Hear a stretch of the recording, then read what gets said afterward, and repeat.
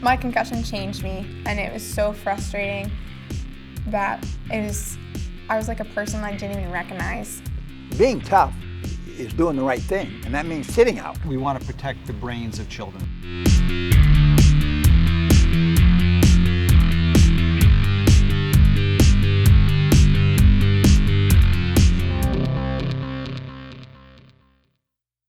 Hi, I'm Kate Carr with Safe Kids Worldwide. In our work in sports safety, we get questions from parents all the time. What is a concussion? How do I know how serious it is? When can my child start playing again? To answer these questions, we met with leading experts, including Dr. Gerry Gioia, the chief of the Division of Pediatric Neuropsychology at Children's National Health System in Washington, D.C. A concussion is an injury to the brain, and it's caused by a blow that's taken to the head, and it changes the way that brain works. And so it's very, very important that we recognize a suspected injury to the brain as early as possible. Recognizing a brain injury, says Dr. Gioia, means coaches and parents are looking for two things. First, was there a direct impact or blow to the head? And second, is the young athlete functioning differently, either physically or emotionally? And the issue here for a coach and a parent is not to diagnose the concussion, but to suspect it. And if they see that blow and any one of those signs or symptoms is endorsed as a yes or a likely, it's very important that the athlete be pulled off of that field at the time the injury is suspected, and we don't let them back out on the field until they are fully recovered. What's the risk if an athlete goes back too soon? Well, that's where the problems begin. So the brain is in a very vulnerable state when it is not fully recovered.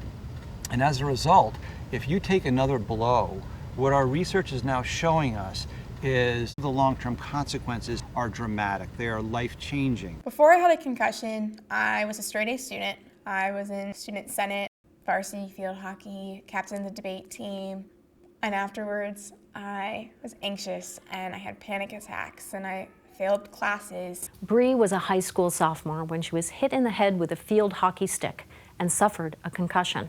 After sitting on the bench for 15 minutes, she went back into the game.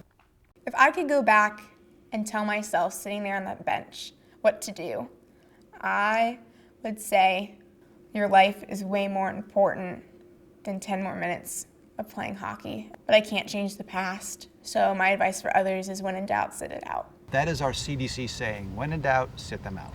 And I think that's really the new movement that we need to infuse in sports, which is understanding that you want to be out on the field, but you don't risk your safety. Which can be easier said than done, especially for athletes who don't want to let their teammates or coaches down or feel like they're not being tough enough.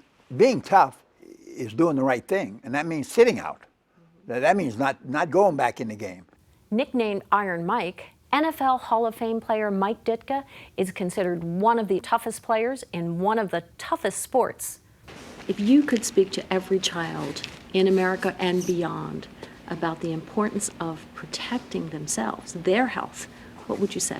If you have a concussion, go sit down, relax. There'll be another game, there'll be another season, life goes on.